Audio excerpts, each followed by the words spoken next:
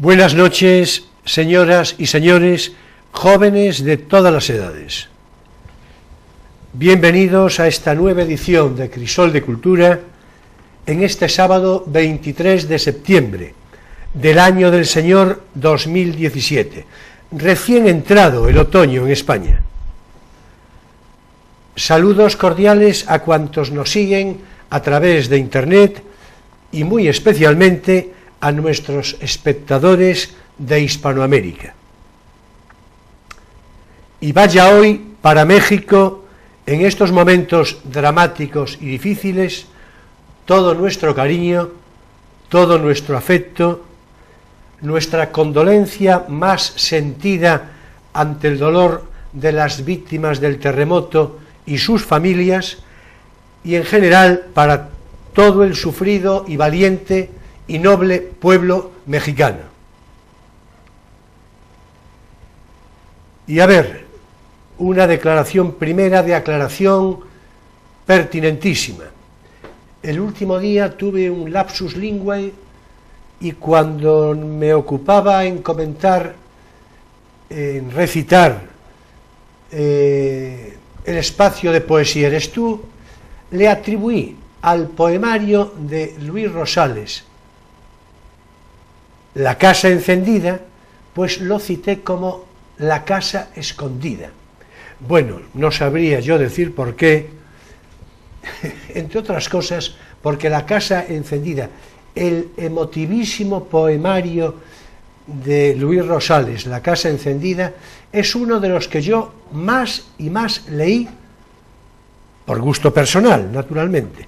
Pero bueno, esas son, en fin, los intersticios incomprensibles, la espontaneidad. Sí. Y entonces dije, La casa escondida, que hay que ver, casi le puse título de un cuento infantil, ¿verdad? También era un título bonito, La casa escondida. Pues, bueno, pues sí. No era la idea de Rosales. En efecto.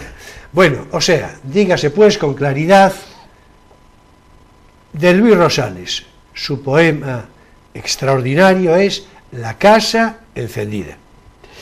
Bien, una vez aclarado, dígase que hoy nos ocupará en conversación un asunto de ámbito e interés local, directamente relacionado con la ciudad de Ferrol, pero al tiempo que tiene también un carácter más amplio y universal.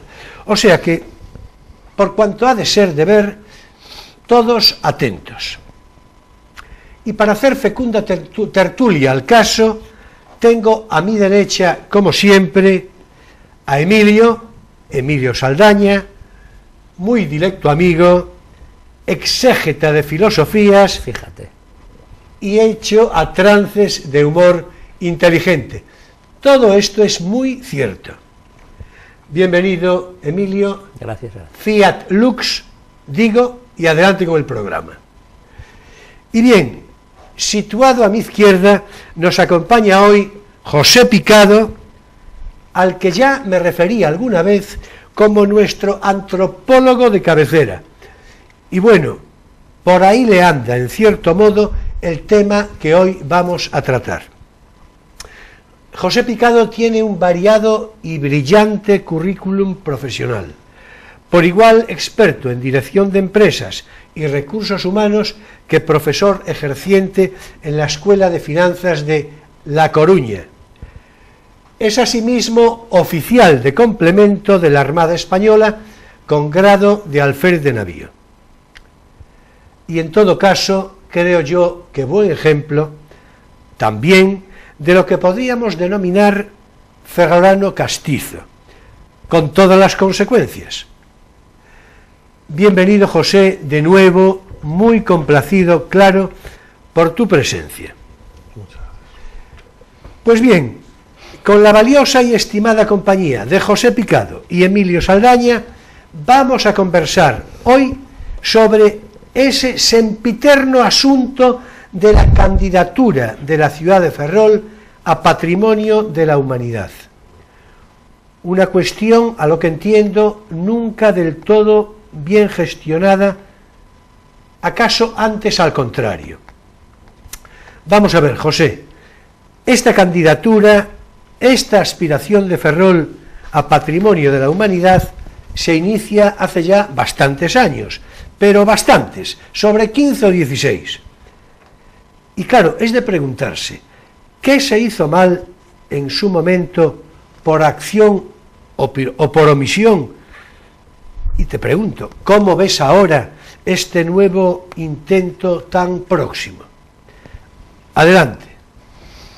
Bueno, este intento cercano, que parece que ahora el gobierno actual quiere hacer, lo veo casi igual de mal o igual de descabellado que algunos de los anteriores. Yo quisiera empezar a centrar el debate, la charla nuestra,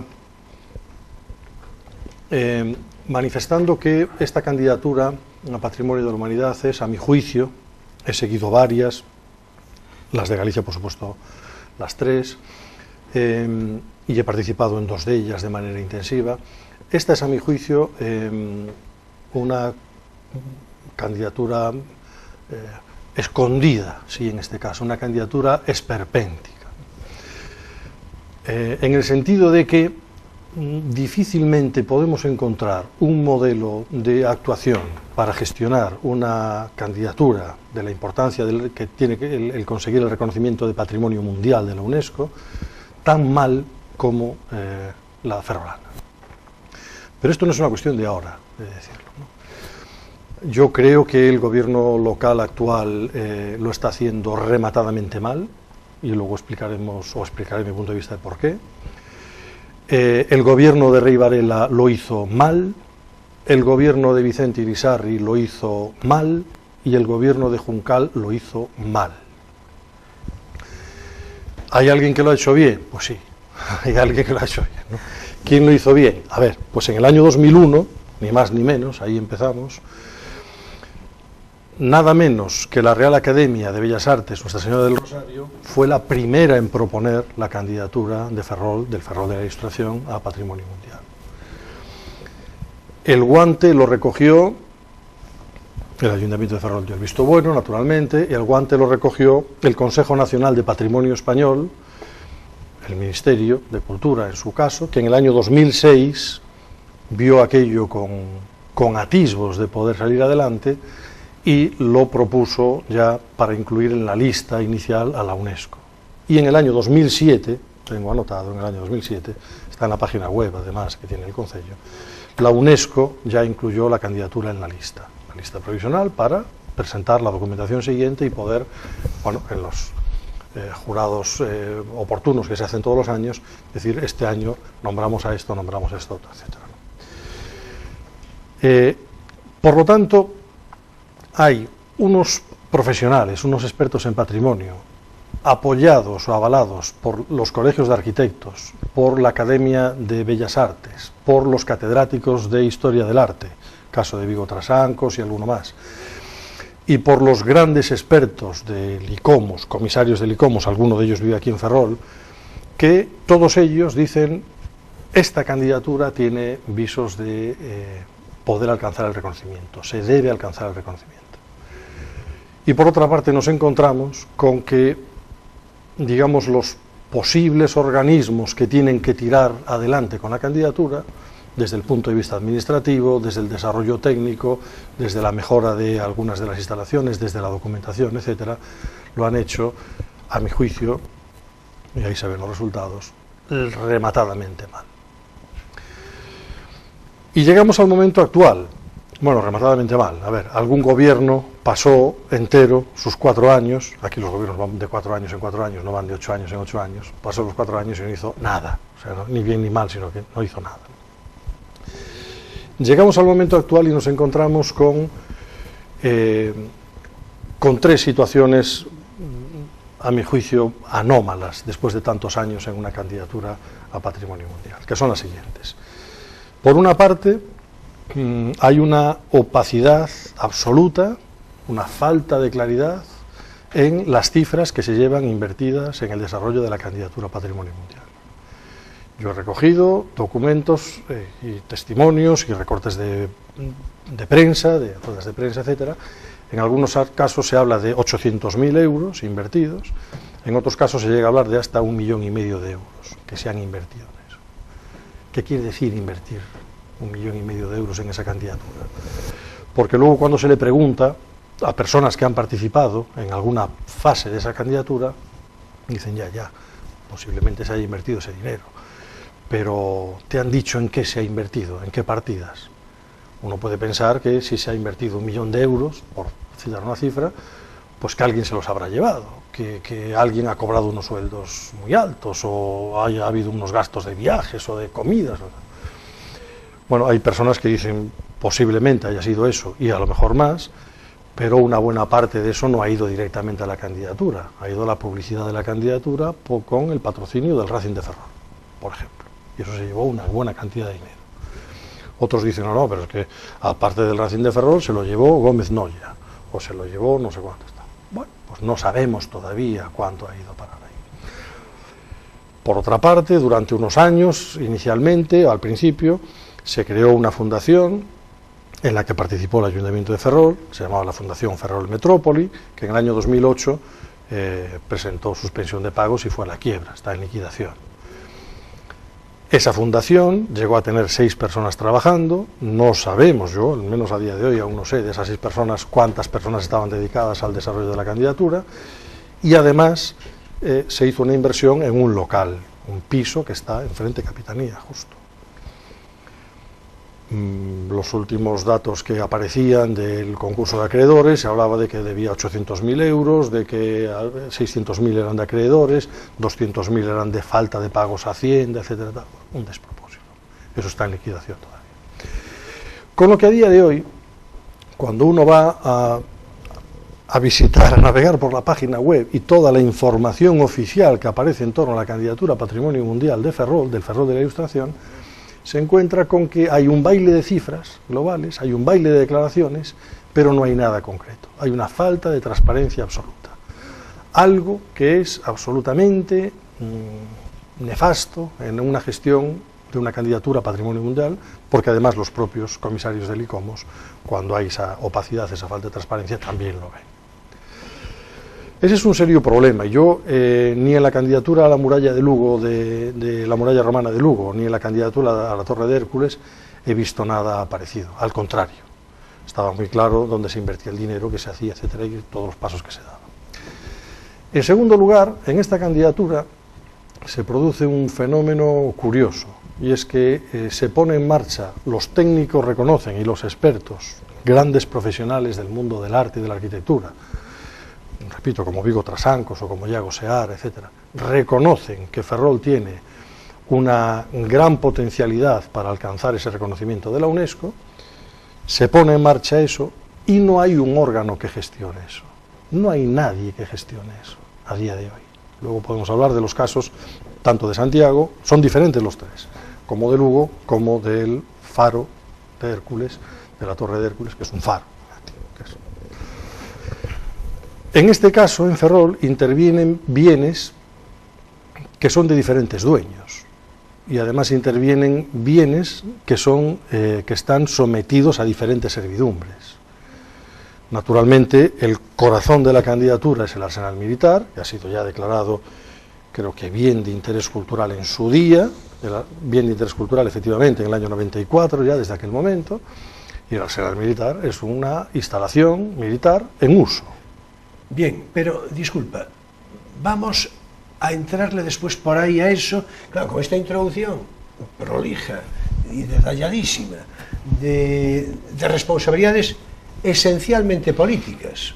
Sí, porque pues ya sí, vemos... ha quedado claro que los que lo hacen mal son... los políticos, los políticos. Es decir, o sea, un poco la historia de costumbre, es decir, es una cosa realmente irritante, ¿no?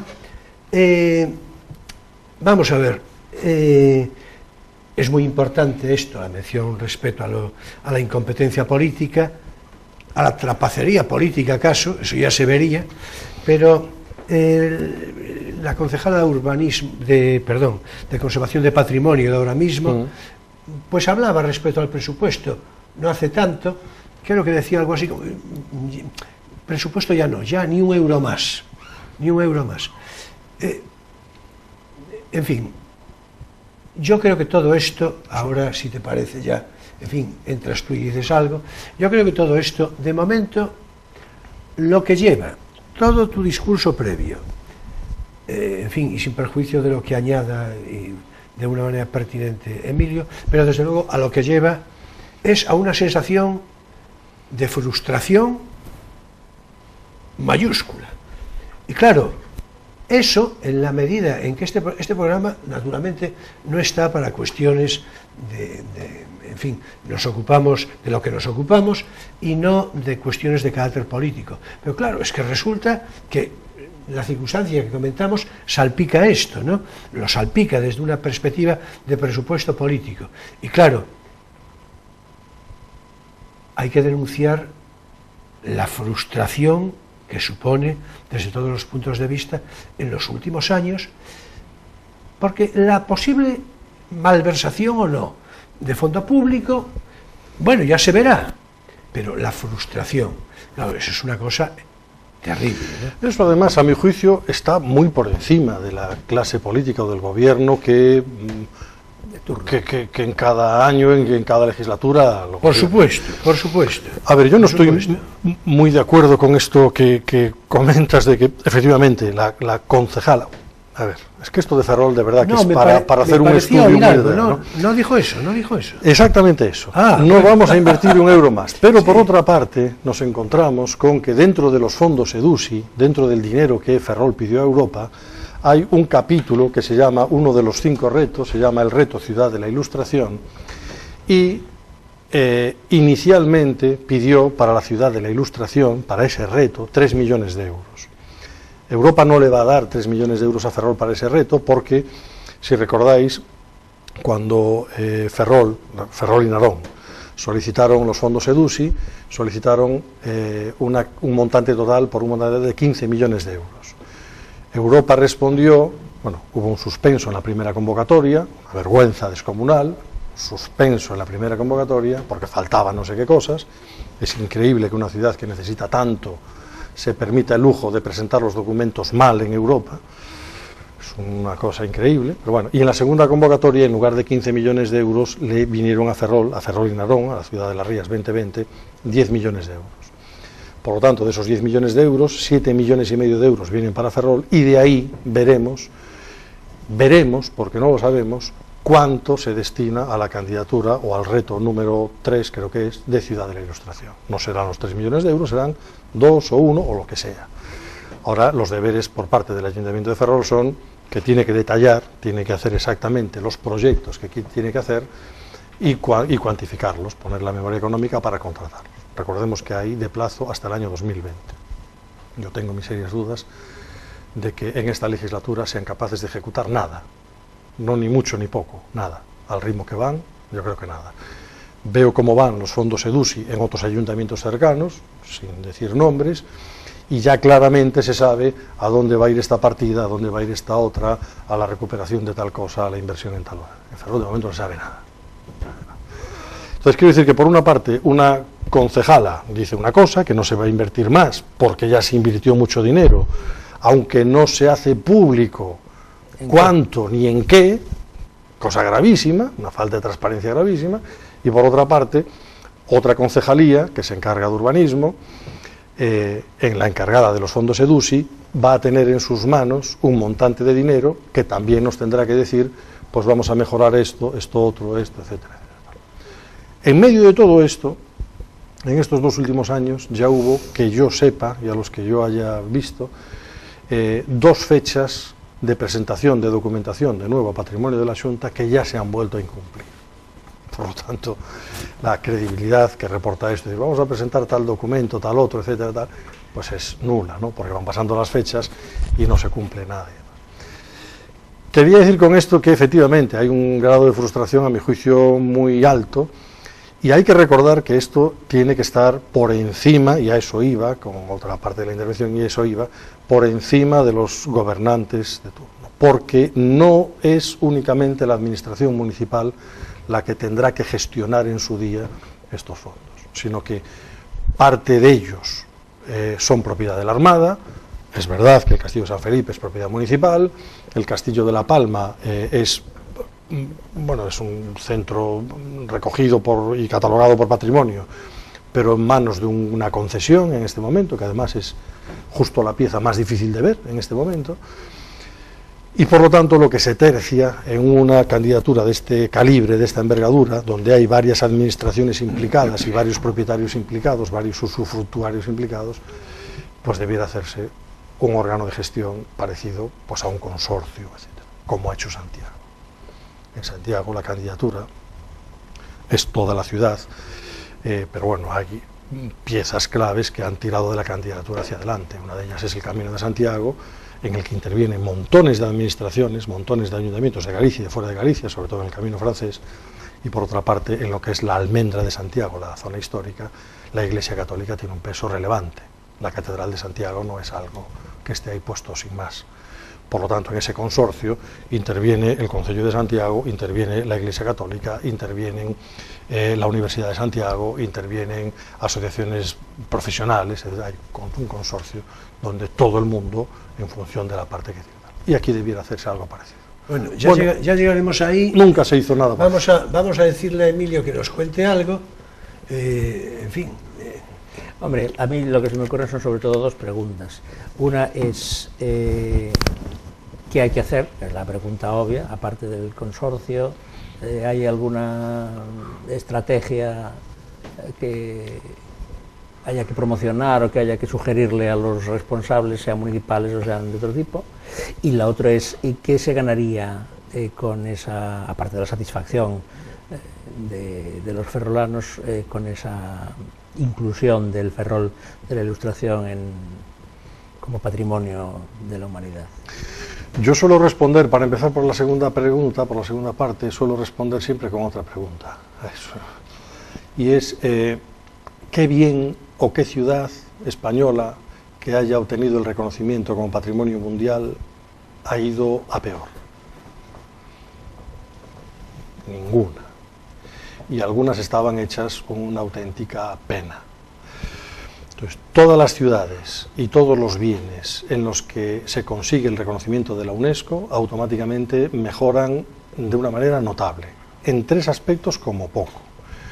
El primero, en el estado de conservación, porque de una u otra manera aparecerán más fondos, sean locales, sean autonómicos, nacionales o europeos, aparecerán más fondos para el mantenimiento de ese bien. Y para la restauración de lo que esté mal. Claro. Exacto, y para la restauración y rehabilitación de lo que esté mal. En segundo lugar, porque todo lo que tiene que ver con la difusión, con la documentación de esos bienes, aumenta de manera considerable.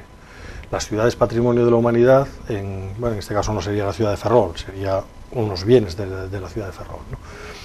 Están incluidos dentro de una asociación española de ciudades de la Ilustración y de una asociación española de ciudades patrimonio de la humanidad, son dos, una está en Ávila, la otra está en Valencia, y hacen congresos, tienen reuniones de manera permanente, hay técnicos del ICOMOS que mandan a los diferentes sitios, hacen los análisis del detalle de conservación, etcétera, etcétera, con lo que hay una cantidad de documentación brutal alrededor de eso para preservar que en el futuro no se deteriore. Y en tercer lugar, el turismo. Es que ningún sitio que sea patrimonio mundial ha ido a peor en relación con el turismo. Y aquí tenemos dos ejemplos en Galicia considerables. Uno es la muralla de Lugo, la muralla romana de Lugo, que estaba en ruinas. Hace 20 años estaba en ruinas. Y hace 40 estuvo a punto de ser demolida, como fue la de Ferrol, como fue la de Santiago, como fue la de Barcelona, como fue la de Londres, como fueron muchísimas. Y vendida la piedra al puerto de La Coruña. Por lo tanto, se la querían cargar, perdón por la expresión, ¿no? Bueno, porque aquello estaba en una situación... No pienses en las que sí que pasó.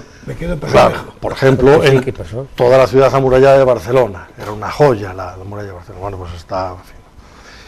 En el centro de interpretación de la muralla romana de Lugo, en la plaza del campo de allí de Lugo, en un edificio donde tienen, en fin, toda la información, toda la documentación de la muralla, emiten un audiovisual donde se ve claramente cómo estaba la muralla romana de Lugo, con casas pegadas a la muralla, con galpones donde se aparcaban los camiones, con bares de mala muerte, con gallineros, trozos de la muralla que no existían, puertas que estaban derruidas, etc. Así estaba la muralla.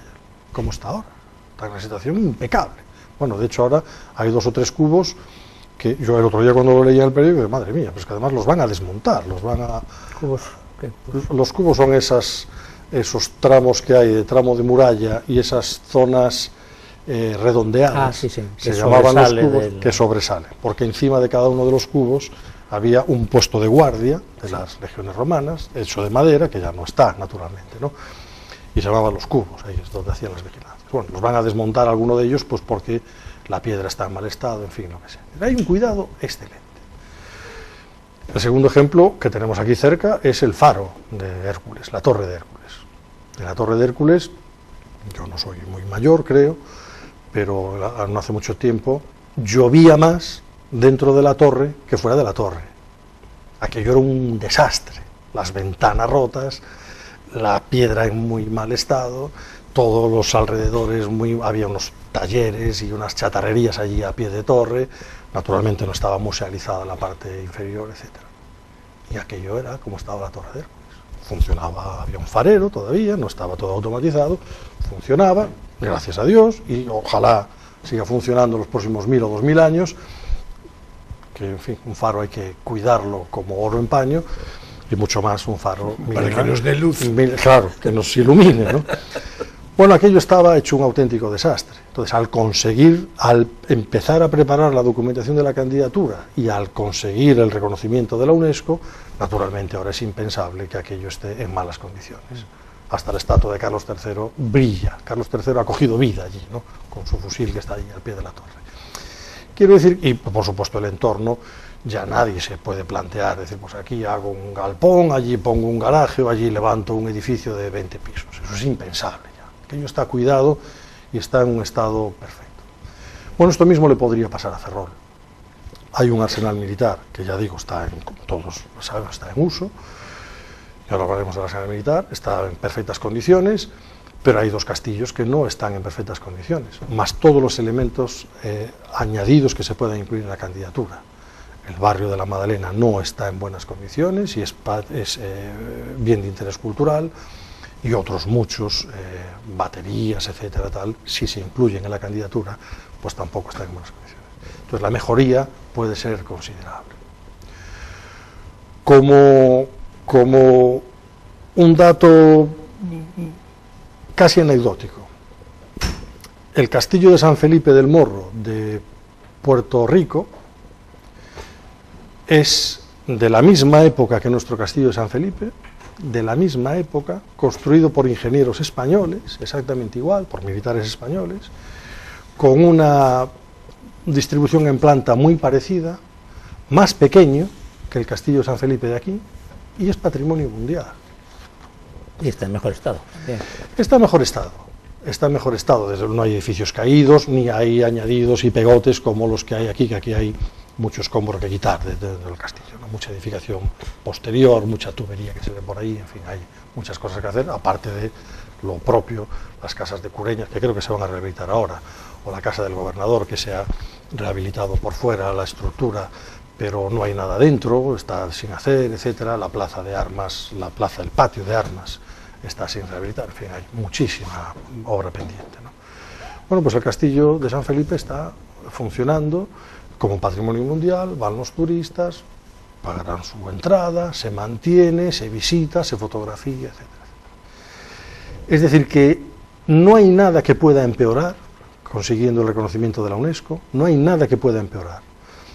Y Ferrol tiene mucho que ganar, claro, con el turismo que viene de cruceros, el turismo cultural, el turismo industrial que está creciendo, afortunadamente esta ruta de la construcción naval y todo esto, los datos que han presentado son muy positivos, están creciendo. Bueno, eso se multiplicaría por muchísimo, se haría muchísimo, siempre y cuando, claro, naturalmente habría que respetar pues el funcionamiento del arsenal y demás, que para eso en el consorcio, obviamente la pieza fundamental que tendría que estar es la Armada Española. Claro. Sí, bueno, de eso nos vamos a ocupar enseguida, porque ahora tenemos ya que hacer un breve paréntesis, pero antes quería preguntarte, para una respuesta breve, en fin, rigurosa pero breve, porque en cierto modo no deja de ser una consideración cuasi anecdótica, ¿no? Hablamos acabas de mencionar la muralla de Lugo, la muralla romana de Lugo y el faro romano de Hércules. En fin, subrayo lo de romano para que quede muy claro que estamos hablando de la antigua Roma con todas las consecuencias cronológicas que esto tiene, ¿no? Entonces, claro, parece necesario preguntar, de cara a la concesión, a la posible concesión de patrimonio, ¿acaso tenga o no, o en qué medida pueda tener la referencia a antigüedad de lo que se ofrece una importancia decisiva o no tan decisiva? No, en fin.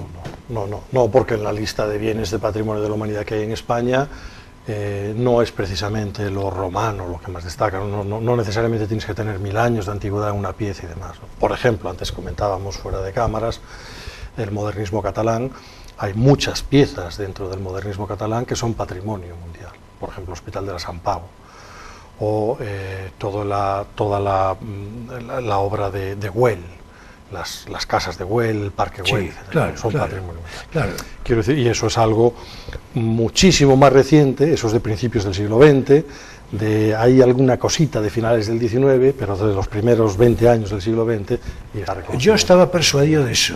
Lo que ocurre es que me parecía pertinente hacer la pregunta, porque no sería imposible que algunos espectadores se lo preguntasen, porque es una consideración, la de la antigüedad, que bien podría tener relevancia, ¿no? No, hay muchas piezas, en fin, que no tienen más de 150 o 200 años de antigüedad. Evidentemente tiene que ser una obra diferenciada, tiene que ser una obra destacable. Si forma parte del patrimonio industrial, incluso hay minas recientes y demás que están consideradas así. Tiene que ser un trabajo realizado por el hombre que tenga una significación especial, que diga algo, ¿no? Ahora mismo, por ejemplo, están empezando a trabajar en el reconocimiento como bien de interés cultural de la carpintería de Ribeira, en Galicia. Bueno, esto es algo relativamente reciente, hay algunas cosas que no se sabe de cuándo vienen, por ejemplo el tema de las dornas y las plantillas de las dornas, hay quien le atribuye origen vikingo, etcétera, etcétera, y otros no, ¿no? Pero bueno, esto es algo reciente, de 200 años y demás, pero se tiene su singularidad. Bueno, pues en el caso de Ferrol, los expertos, ya digo, la Academia de Bellas Artes, Nuestra Señora del Rosario, etcétera, ya lo han incluido y son los que saben de verdad esto, y han dicho que tiene un valor excepcional. El profesor de arquitectura, Iago Seara, comparaba en su día, en unas conferencias que impartió, el patrimonio de toda la parte hidráulica, toda la parte que se ve y que no se ve, los muelles, los diques, el Puerto Chico, todas las instalaciones de herrerías, de San Campio, los castillos, la cortina, etcétera. Lo comparaba de la misma envergadura que el barroco de Compostela, el barroco santiagués. Es de la misma envergadura, tiene la misma calidad, la misma importancia desde el punto de vista arquitectónico y artístico. Naturalmente, una cosa es un estilo, una fachada pues muy trabajada, muy decorada, etcétera, y otra cosa pues son unos diques de mareas o lo que sea que no. Bueno, en todo caso, a mediados de los años 80 hay una obra sobre fortificaciones de Galicia de Soraluce Blanc, y Soraluce allí ya explica en unas conclusiones yo creo que demoledoramente claras, ¿no? Dice sin ambigüedad que el aspecto monumental de Ferrol sería el más importante de Galicia después de Santiago y Lugo. Sí. Soraluce lo recoge y Vigo Trasancos en un trabajo de 2 tomos de todo el siglo XVIII en Galicia, lo recoge con mucha del ferrolano Vigo Trasancos, claro, con mucha amplitud, con eminentísimo arquitecto, ¿no? Claro. Entonces quiero decir que hay muchísima documentación. De hecho aquí pues parece que se habla de que yo no la he llegado a ver, parece ser que ahora la iban a trasladar a la biblioteca de la Plaza de España, que antes estuvo en el antiguo hospicio y antes estuvo no sé dónde, en fin, que hay mucha documentación.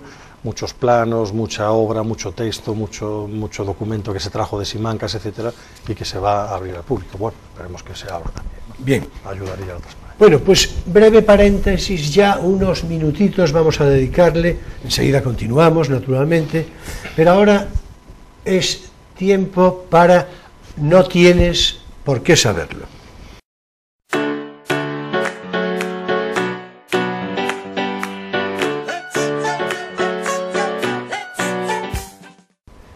Y hoy nos vamos a ocupar en glosar algunas curiosidades del reinado de Carlos III desde su acceso al trono de España en el año 1759. En efecto, a la muerte de Fernando VI, cuando, por cierto, en Ferrol ya estaba en plena ebullición todo esto de la ciudad que nos ocupa, es en 1759 que comienza el reinado, en efecto, Carlos III, que nombra ministro de Hacienda al marqués de Esquilache, diplomático y político italiano que ya le había servido durante su etapa en el reinado en Nápoles, y al que enseguida nos vamos a referir en comentario porque es protagonista directo de sucesos históricos muy reseñables. Bien, al año siguiente de su acceso al reinado, en 1760, muere María Amalia de Sajonia, esposa de Carlos III, y deja al rey muy atribulado. En el año 1762, España entra en guerra contra Gran Bretaña con el resultado de que los ingleses toman La Habana y Manila. Ese mismo año de 1762, y precisamente por la inquietud de Carlos III, el prototipo del rey ilustrado, se publica en España la obra de Miguel Antonio de la Gándara, Apuntes sobre el bien y el mal de España, precisamente, repito, por orden expresa del rey Carlos III. Al fin, en 1763, se pone término a la llamada Guerra de los 7 años, esa guerra en la que acabó participando España, y entró un año antes, la Guerra de los 7 años, que va de 1756 a 1763, y que supuso una confrontación entre Gran Bretaña, Portugal y otros contra Francia y el Imperio Austríaco y a su vez otros. Todo ello por el dominio de las posesiones en el Nuevo Mundo, y en el que España, como ya hemos visto, participó, ya digo, muy a última hora, en un año antes, 1762. Con la firma del Tratado de Paz de París, España recibe la Luisiana y recupera La Habana y Manila, aunque pierde Florida. Por demás, en este mismo año de 1763, el marqués de Esquilache, como curiosidad, crea la Lotería Nacional.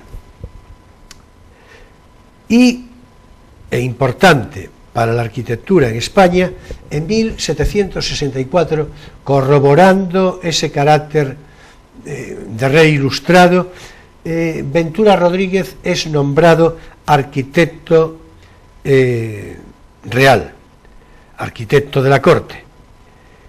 Y son obras fundamentales de Ventura Rodríguez, por buenos ejemplos, en Madrid, la Fuente de Neptuno, la Real Casa de Correos, la Fuente de Cibeles, en Murcia su catedral, en Sevilla el Palacio Altamira y en Valladolid el convento de los agustinos filipinos, que también conozco yo porque en el periodo que viví en Valladolid aparcaba por allí con frecuencia. Es decir, es un extraordinario edificio el del convento de los agustinos filipinos.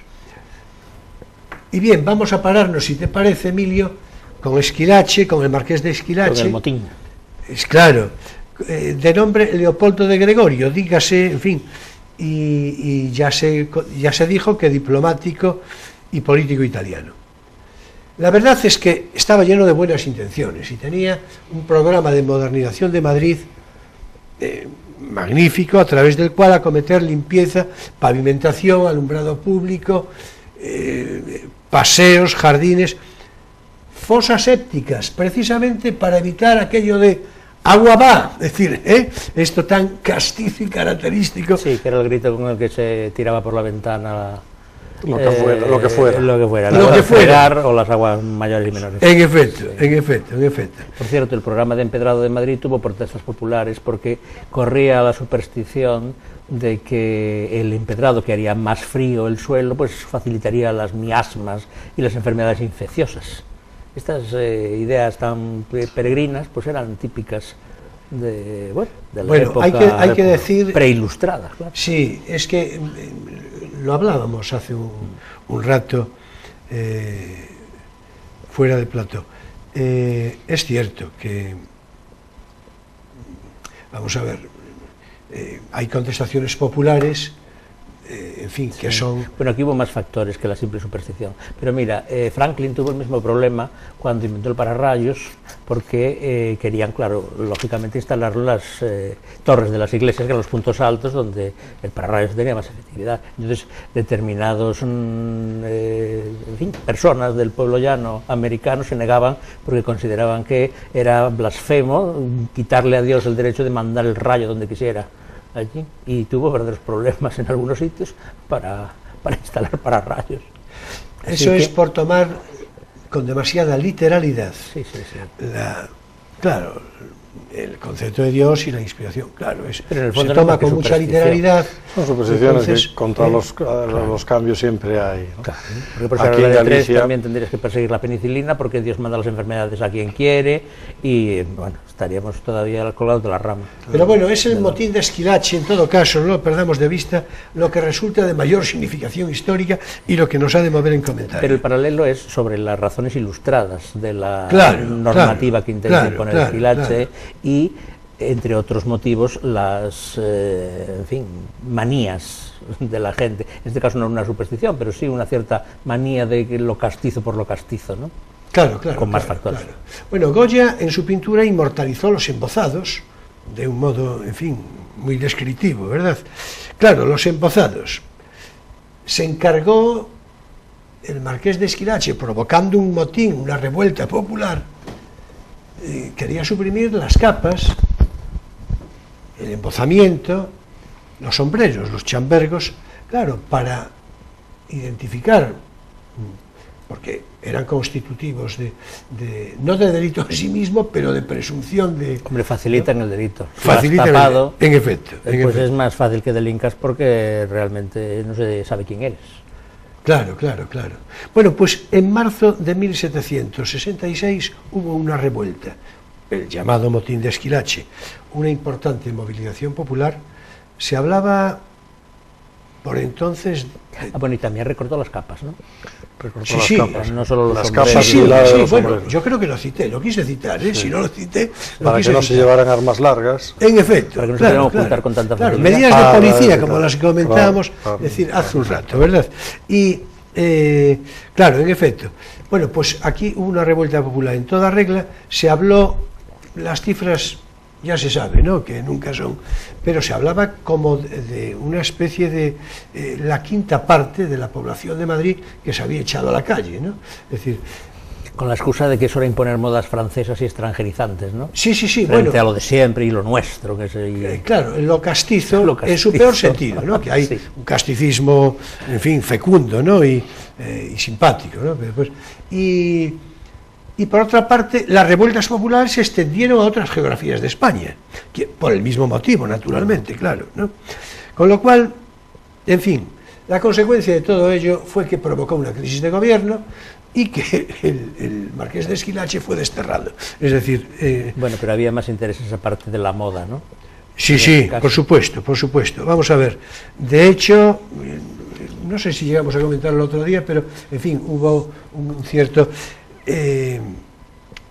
se abrió una investigación desde el punto de vista policial, ¿no?, a lo que llamaron pesquisa secreta de las autoridades, que es un nombre muy simpático visto desde la perspectiva de hoy, pero es una palabra muy, ¿verdad?, pesquisa, ¿verdad?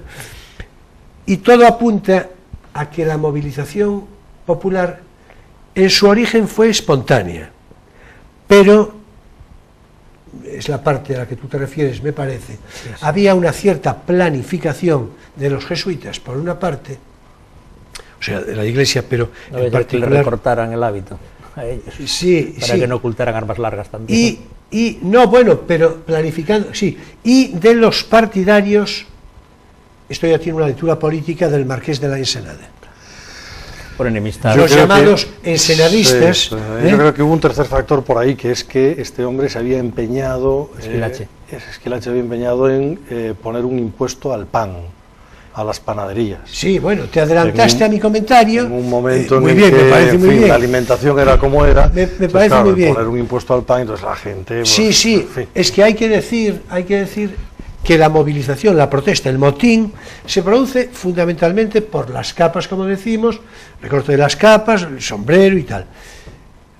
Pero después hay un trasfondo también complementario, de bastante interés, que es la carestía del pan. Algo, entonces, naturalmente, vital. Era un problema de Estado. Claro, era un problema de Estado. Pensemos que era el momento en el que Carlos III estaba firmando la autorización a diferentes puertos de España para comerciar con las Indias, con América, y traer grano, fundamentalmente grano, y era un momento en el que se produjo una revolución en la agricultura considerable, y se mandaron secar muchos terrenos y demás para dedicarlos al cultivo, pues, del maíz, del centeno, etcétera. Entre otros, en Galicia nos tocó la laguna de Antelo. Se disecó en aquel momento, finales del 18, y fue para poder dar comida a la población. Una laguna que era del tamaño de, lo diré, de lo que está en Huelva, del Coto de Doñana. ¿No? Entonces, y no apareció la famosa ciudad sumergida. Ese humedal no apareció nada. Ese humedal enorme, que ahora se dedica al cultivo de la patata, ese humedal enorme se mandó secar. Pues para esto, ¿por qué? Pues porque la población estaba como estaba, pues había que alimentarla, etcétera. Entonces, de pronto, que quieran poner un impuesto y que, en fin, controlen las panaderías y todo esto, ahí se montó pues la monda redonda, claro. Pero bueno, siempre hay, naturalmente, en las luchas de poder, grupos beneficiados, bueno, claro, de rebote, dentro de la por, corte, claro. Entonces, de aquel motín, de aquella movilización popular, porque eso siempre impone mucho, ¿no? Entonces, se puede reconocer en términos históricos, por cierto, ya muy pronto la propia pesquisa a la que me refería hace un rato lo recoge, la facción del duque de Alba y muy sobre todo el conde de Aranda, que va a ser después secretario de Estado con Carlos IV, bueno, hasta que después se pierde en el ostracismo, que eso es otra cosa, ¿no? Pero que estaba por entonces en auge. Pues estos dos, sí, conde de Aranda, sobre todo, repito, y la facción del duque de Alba, pues se benefician de este movimiento popular, ¿no? Una cosa, y cuando cae Esquilache, entonces queda en suspenso lo del recorte de las capas, y lo de los sombreros y lo del pan, ¿o...? Sí, bueno, vamos a ver. ¿Cómo acabó? Sí, vamos a ver. Inmediatamente, desde luego, sí. Inmediatamente, sí. Después hubo una evolución más o menos gradual. La moda ya fue cambiando a finales del siglo y principios del siglo XIX, con los liberales y demás. Pero ya no por decretos, ya no por decretos, que era en realidad lo que se contestaba, ¿no? Y lo que después, a mí me parece que Goya es, además de un extraordinario pintor, para mí, junto con el Greco, Velázquez, en fin, Picasso, es decir, Goya. Pero es que Goya también es cronista de su época, el periodista de la época. Es periodista, es historiador, en fin, es un poco de todo, ¿no? Incluso él, con sus propias frases manuscritas, ¿verdad?, sobre buena parte de los aguafuertes y de las anguinas y de todo aquello, ¿no? Bueno, en fin, que el próximo sábado continuaremos ocupándonos en la mención de diferentes hechos cronológicos de importancia histórica en el reinado de Carlos III.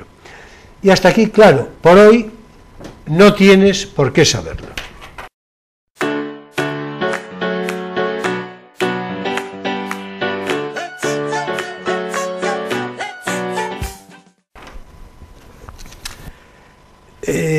Bien, ya vamos a poder continuar con lo nuestro.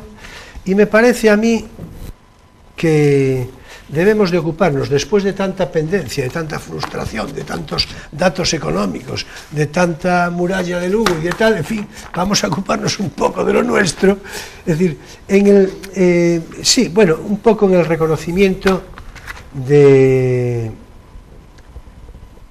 lo que ya buena parte esbozaste, claro. Es decir, por ejemplo, en fin, como el puerto en sí mismo, sus características, el valor histórico, su reputado valor, ¿no? Pues a lo mejor ya por sí mismo tiene una connotación alguna. Yo creo que no. Se habló en su día de tratar de introducir el emblemático antiguo cuartel de instrucción con su fachada al mar, todo eso esto. Eso es la sala de armas. Esto sí, porque claro, la sala de armas. Eso es una pieza muy destacada de la candidatura, tiene que serlo. Ese es un edificio, bueno, es un exponente del mejor neoclasicismo, es un edificio calculado y medido con proporción áurea, matemáticamente es impecable, se ve cuando se pone no en la fachada que da a la calle, sino en la fachada desde el mar, y se ven los rectángulos perfectamente en la proporción 6:4. Un edificio que por dentro tiene una escalinata impresionante, tiene una distribución, unas columnas impresionantes y tiene una característica que muy pocos ferrolanos conocen y que yo la he visto porque me la enseñó uno de los almirantes que cuando estaba el jefe del arsenal, ¿no? Y es que es un edificio, en la parte superior, es un edificio reforzado con hierro, es un edificio atirantado. Tiene encima de algunas de las vigas de piedra, no se ve desde abajo, hay que subir arriba y verlos. Tiene unos tensores, como una especie de vigas de hierro monumentales que tensan el edificio, que se hicieron en Herrerías, claro, pues estaban ahí al lado, también lo tiene el edificio de Herrerías, y eso está diseñado para aguantar los posibles bombardeos desde una embarcación desde el mar. Entonces es un edificio que es una pieza clave, como lo es el edificio de Herrerías, el de Contaduría, el gran tinglado, fue el tinglado más grande de Europa en la época, son los diques, es la muralla de la Cortina, etcétera, ¿no? Puerto Chico, con la pendiente de las rampas para las embarcaciones menores perfectamente calculada para las mareas, algo que hoy día es muy difícil de calcular, imaginémonos en aquella época, ¿no? Hoy día tenemos procesadores, tenemos algoritmos, tenemos modelos matemáticos, en aquella época había pues unas plumillas, unas cuartillas y una imaginación de unos cuantos, ¿no? Y los conocimientos matemáticos de la época y astronómicos. Entonces todas esas piezas están perfectamente documentadas, hay mucha bibliografía sobre ellas, etc. Esto me da pie al siguiente comentario, a la siguiente reflexión, que es una de los déficits importantísimos de la candidatura a Patrimonio Mundial del Ferrol de la Ilustración, que es lo que dicen algunos políticos echándole la culpa a la población, en realidad la frase así lo dice, que es la falta de implicación de la población, la falta de desconocimiento y de implicación de la población ferrolana en el apoyo de esta candidatura. Evidentemente la culpa no la tiene la población ferrolana, la culpa la tiene quien no lo da a conocer, obviamente, ¿no? Entonces es verdad que hay una falta de implicación que no hubo ni en Santiago, ni en Lugo, ni en La Coruña, ni en otros sitios cuando se hizo en fin, el reconocimiento, el caso de Ávila, por ejemplo, o en fin, otros ya muy anteriores, ¿no? El caso de la Alhambra y demás, donde había un clamor importante de la gente para hacerlo. Pero aquí se desconoce porque son instalaciones que estuvieron en uso, están en uso muchas de ellas, o estuvieron en uso, el Castillo de San Felipe está hace poco, el de La Palma, etcétera, etcétera. Yo recuerdo cuando había prisioneros allí, y íbamos a llevarle la documentación y la valija allí, a algún prisionero, en fin, que allí estuvo encarcelado,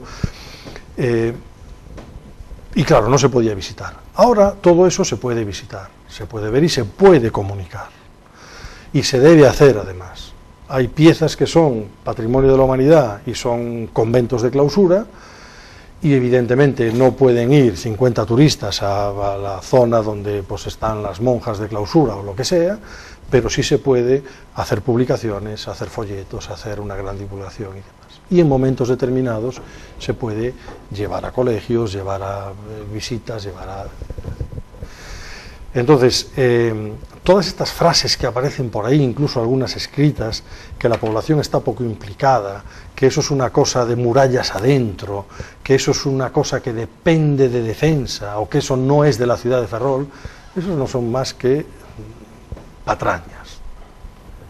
Eso es de la ciudad de Ferrol y está siendo utilizado por el Ministerio de Defensa ahora, lo que no quiere decir que lo esté siendo utilizado siempre por el Ministerio de Defensa, o que todo, ¿no?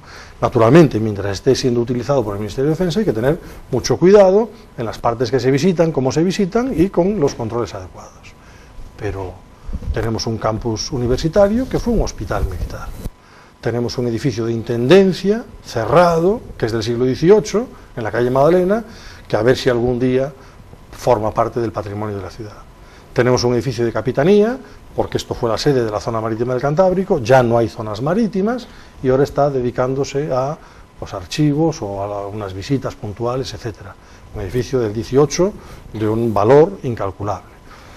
Tenemos piezas que pueden ser reutilizadas por la ciudad o no, para otros usos, ojalá todas tuvieran usos. Pues eso de que es de no sé quién o es de no sé cuánto, eso, de nuevo, la candidatura tiene que estar por encima. Sí, yo creo tiene que que poder ser conocida por todos los ferrolanos, visitada y apoyada. El conocimiento es el que hace la conciencia del valor. Yo creo que en realidad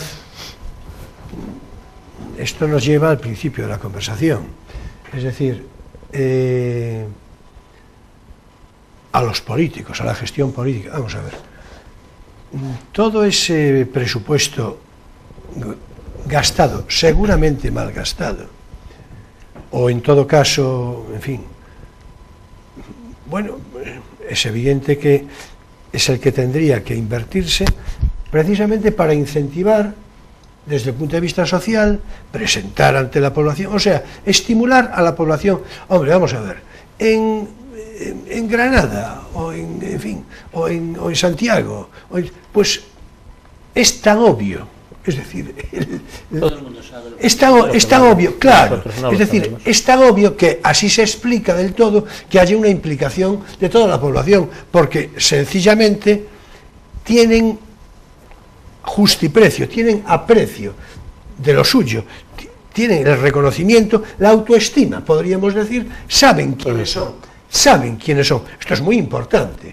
Claro, bueno, aquí eso por circunstancias, las que sean, tal vez porque, porque reconozcamos que desde el punto de vista, respecto a Santiago, por ejemplo, no es tan espectacular, ¿no? Digo, desde el punto de vista de... Sí, no lo es. Ni tan espectacular ni tan público, porque la Catedral de Santiago se visita y está a eso me refiero, barrio, y esto antiguo, tiene más claro, a eso me refiero. Bueno, pues entonces aquí hay que hacer más pedagogía, en todos los sentidos. Más pedagogía para la población, desde luego, y más pedagogía, desde luego, con toda la carga persuasiva necesaria, pues para que pueda ser reconocido como lo que se pretende, ¿no? Bueno, y más eficacia administrativa en el uso del dinero, en la comisión. Naturalmente. Así que, si no se conoce y no se valora por la población, que es además un indicador que lo tienen en cuenta, el ICOMOS, los comisarios encargados de dar la puntuación en su día, no lo darán.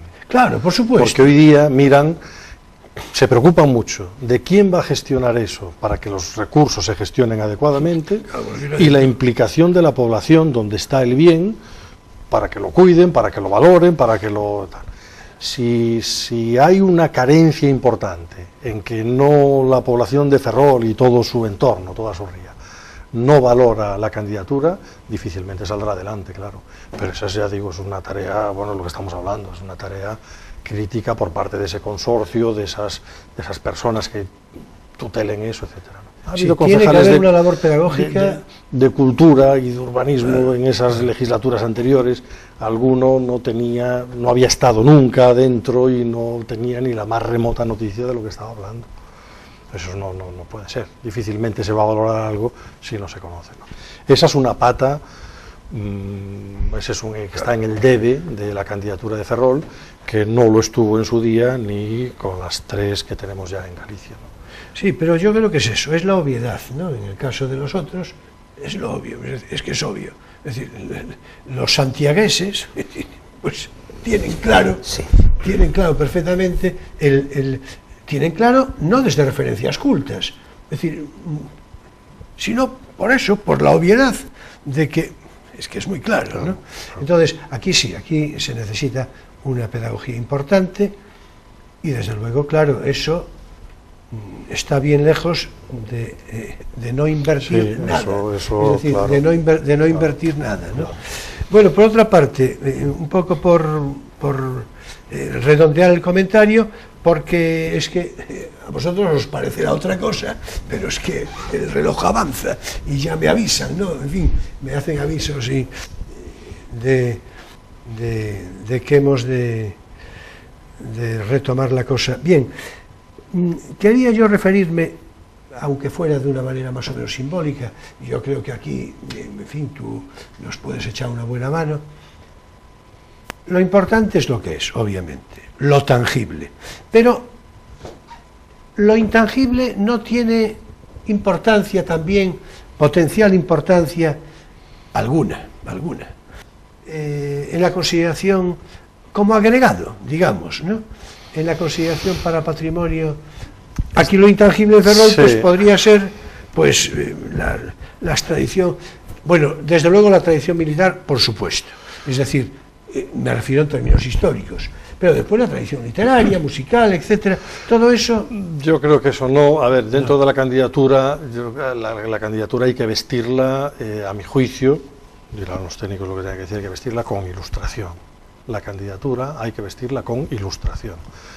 La ilustración la tenemos, ahora mismo conservamos el trazado del barrio de la Madalena. Dentro del barrio de la Madalena conservamos algunos edificios del siglo XVIII, que hay que catalogar y que hay que mantener, etcétera, que yo creo que se está haciendo porque, ya digo, el barrio es bien de interés cultural. Tenemos toda la cultura matemática que está en torno tanto a la construcción de los castillos, de las baterías, como del arsenal, y se trasladó a la ciudad también, ¿no? La ciudad está construida, son 100 varas castellanas por manzana, con 40 de ancho, con 10 varas entre calles, todas exactamente iguales, las 6 longitudinales y las 9 transversales. El trazado es un trazado matemático, geométrico, simétrico, proporcionado, como en pocas zonas del mundo quedan, ¿no? Hay unas cuantas zonas, así es. Pero es que esto conviene subrayarlo mucho. Entonces, esto hay que mantenerlo, evidentemente. Claro. Hay zonas del barrio de la Madalena que se han levantado algunos edificios, las más cercanas a la Plaza de España, se han levantado algunos edificios que no tienen nada que ver con la construcción ferrolana. Pero bueno, el trazado se mantuvo, afortunadamente, no se han tirado calles ni se ha destruido nada de eso, ¿no? Afortunadamente. Entonces yo creo que la candidatura hay que vestirla con mucha ilustración, con toda la época de Jorge Juan, toda la época de Sánchez Bor, que fue uno de los mayores constructores de la ciudad, toda la época de la transferencia de la construcción naval a la ciudad, y tenemos el ejemplo de las galerías. Parece ser ya que está documentado que Ferrol fue de los primeros sitios, en alguna página pone que fue el primer sitio donde se hicieron las galerías blancas de ventana de Mainel, y esto eran las cubiertas de los navíos para aprovechar el espacio, ¿no? No se podían abrir puertas, por eso era de subir y bajar, etcétera, ¿no? Pues todo esto viene de esa época del siglo XVIII. Esto lo citamos en un programa donde salió sí, el hecho de que las galerías se inventaron para aprovechar material sobrante también bueno, fundamentalmente, de cristalería de la sí, marina. García Madrid tiene la tesis doctoral sobre esto, y fundamentalmente eran en las popas de los navíos, que eran abiertos con balconadas. Y llegó un momento, claro, los temporales se azotaban allí solía estar la cabina del comandante, del capitán del barco, del navío, y entraba el agua del mar, etcétera, la lluvia y demás, ¿no? Entonces en ese momento se decidió cerrarlo, ese mismo balcón se cerró. Claro, hubo los primeros intentos, me imagino, los primeros barcos que se abrían con portezuelas, de ventanas hacia afuera, hacia adentro, etcétera, una gran incomodidad, pensemos en los espacios que había allí. Hasta que alguien inventó, los carpinteros de Ribeira, a alguien se le ocurrió hacer el mainel con unas piezas para sujetarlo. Bueno, eso fue un gran invento, eso en su día fue un gran invento, que está, ya digo, en esta tesis doctoral perfectamente recogido, y se ve dibujado, despiezado y demás, ¿no? Y eso se trasladó a las galerías de la ciudad.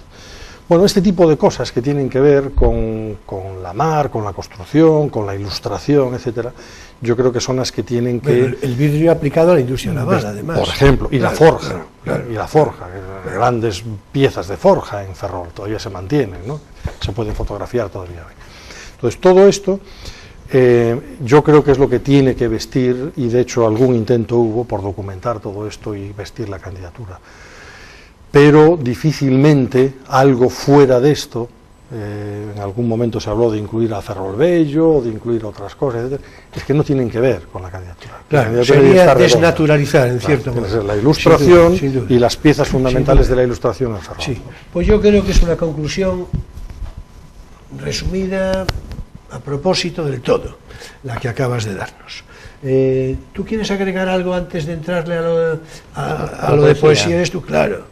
Es decir, no, bueno, quedan apuntadas las sugerencias a los políticos de que se pongan las pilas y de que se organicen y de que sean más eficaces, y la idea práctica ya de la constitución de un consorcio, y después las ideas, digamos, de una pedagogía popular de nuestros bienes culturales ilustrados, que tendría incidencia en forma de, pues yo que sé, visitas de colegios y de institutos, introducción de los asuntos o del tema en los currículos, por lo menos como un capítulo de historia del arte, etcétera, o la organización de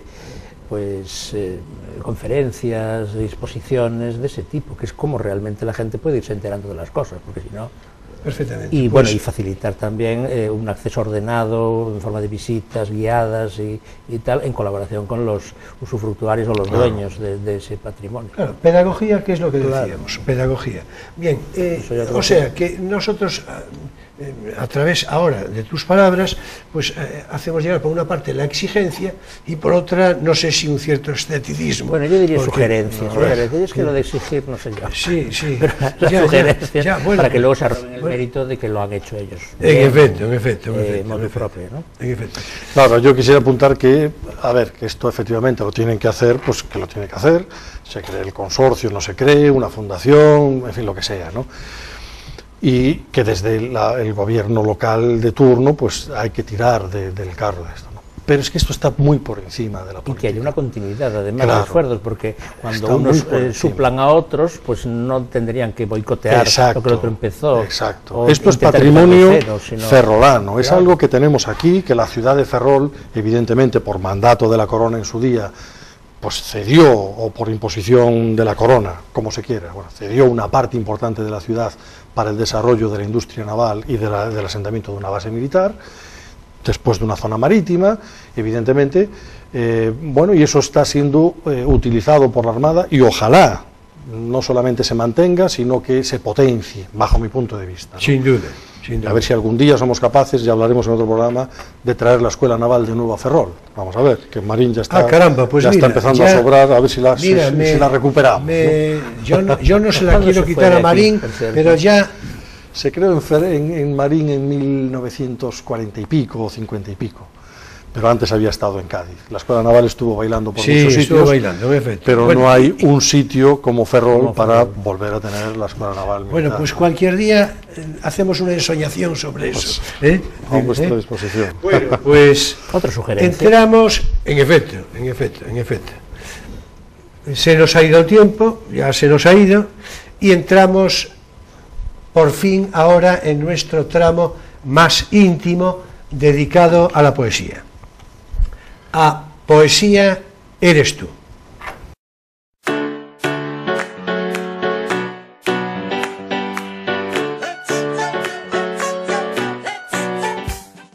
Y hoy vamos a abrir con un sonoro y formidable texto de Octavio Paz sobre las palabras, sobre el uso que de las palabras ha de hacerse, en mejor uso y provecho, que ha de hacer sobre todo el escritor, el poeta, el que usa de las palabras como herramienta básica en todos los órdenes. La verdad es que, atención, porque es una maravilla eufónica y expresiva que dice así: dales la vuelta, cógelas del rabo, chillen, putas, azótalas, dales azúcar en la boca a las rejegas, inflalas, globos, pínchalas, sórbeles sangre y tuétanos, sécalas, cápalas, písalas, gallo galante, tuérceles el gaznate, cocinero, desplúmalas, destrípalas, toro, buey, arrástralas, hazlas, poeta, haz que se traguen todas sus palabras. Qué cosa, Dios mío, qué fuerza, qué tesón y qué verdad tremenda. Bien, ahora una cosa mucho más suave, norteamericano de Carolina del Norte, nacido a finales del primer tercio del siglo XX y fallecido hace unos 10 años, Jonathan Williams fue un personaje singular que acabó escribiendo poesías eficaces y de hondo lirismo urbano y vanguardista, bastante cinematográficas. Editor, fotógrafo y artista gráfico, cultivó la poesía inspirándose en las artes visuales, la música, las artes populares y a una cierta mística de vanguardia. Ya dije, este poema que sigue ahora creo que es un buen ejemplo de lo que digo. Habla de George Lewis, y a George Lewis lo dedica. Fue el modo en que lo dijo. ¿Sabías que era el único modo posible? Sí, señor, el viejo George era el más grande. Y así fue como la chica de un solo ojo lo dijo mientras él escuchaba el LP y sostenía el mástil envejecido de su bajo como si no pesara, con su anciana mano negra. Pasé a su lado. Estaba todo encogido para que no le diera el sol. En Bourbon Street. Su mujer Janet estaba de pie al sol en la puerta del sindicato de músicos. Me dijo, probablemente le fue bien. Estaba sentado en casa de su hermana. Fue el modo en que ella lo dijo. Su posición, como si fuera una ceremonia, algo que él llevara consigo, tras el agotamiento de un día en Nueva Orleans. En la oscuridad, allí en donde estaba, nada sino un milagro arrebatado al cielo por un clarinete embravecido, tan solo un tubo que reza y apunta al corazón del hombre. Y no hubo nada más en ninguna parte, ni para nosotros, ni para este hombre, excepto la magia solitaria en el bosque de su mano. Y bien, hasta aquí por hoy nuestro espacio de poesía eres tú.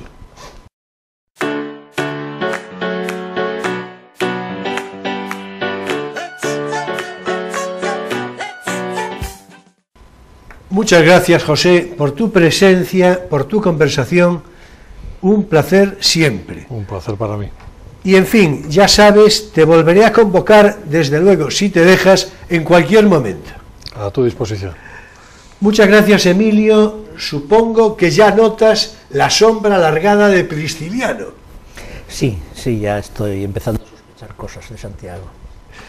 En efecto, dice bien Emilio, y es que la próxima semana hablaremos sobre la figura histórica, heterodoxa, equívoca y tan movida a interpretaciones como es Prisciliano, obispo de Ávila en el siglo IV, natural de Galicia, de la Gallaecia de la época, personalidad religiosa controvertida y renovadora. En fin, todo un asunto apasionante del que nos ocuparemos en conversación con Miguel Álvarez Soaje, que nos visitará de nuevo. Finaliza aquí, claro, nuestro crisol de cultura de hoy, sábado 23 de septiembre de 2017. Señoras y señores, jóvenes de todas las edades, toda mi gratitud por vuestra presencia, por vuestro seguimiento creciente y fidel, que tanto y tanto nos honra. Hasta el próximo sábado, a las 9:30 de la noche, en una nueva conversación de Crisol de Cultura en Televisión Ferrol, con repetición el domingo, atención, a las 8 de la tarde.